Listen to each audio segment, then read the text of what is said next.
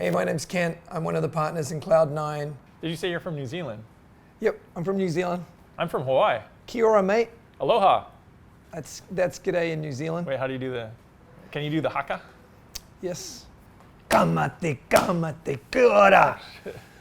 My dad taught me that. Like present it like, I can't.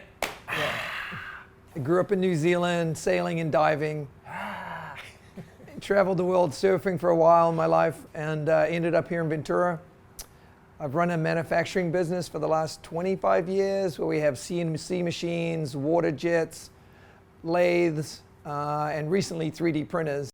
This is Chris. My name's Chris Goodsight. I was born and raised in Hawaii. Got into kiting when I moved to Santa Barbara in 1999. Got into SUP. I made carbon arrow paddles as a partner in that company. Started foiling, 2013, 14, in kite racing with this guy. It got really competitive. We decided to stop being competitive and like, hey, let's make surf foils. You know, we saw Laird and Kalama doing it back in the day, and Rush Randall, and then there's a train. Well, Chris, you gave the whole history in 5 seconds. My name's Chris, and I'm a fast talker. The reason we got into this is we've always been involved in water sports, and we've always been chasing like the next greatest thing. And seeing Kai Lenny foiling, the light bulb just went off, and we're like, we have to do this. You know, we already kite. We know how exciting it feels to foil. We have to surf. Yeah, I think it was a YouTube video of Kai Lenny downwind foiling, and we all studied that, and then we immediately attached our kite foils to our boards. Went to a small break and almost killed ourselves. I mean, immediately we were like, this is the hardest thing in the world. Yeah. It doesn't seem right. And we tried it about 3 or 4 times and then said, no, something's wrong. We can't ride these kite foils. And I remember having the conversation with Chris in the car park saying, you know what, we could make our own foil. We just kind of had an idea that you need a bigger foil. And with a little bit of research, we worked out a slow speed, high lift foil would be a good design, and basically went to work and within about 3 days had printed one out, which that foil never worked.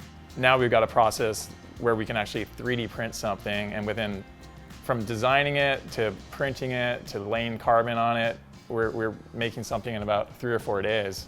Riding foils and waves is a little bit more unique, and there's nothing better than testing. Having our process where 3 days we can ride the wing, we can take average speed of the foils.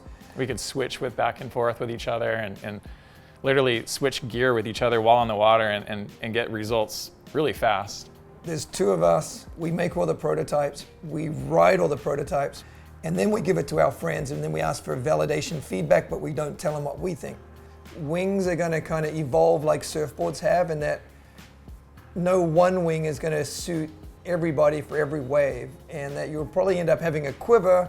Our design philosophy moving forward right now is make a really good base platform, and then wings that you can purchase as add-ons as you either get better or you decide, hey, I want to go out and surf a 10-foot wave or swell.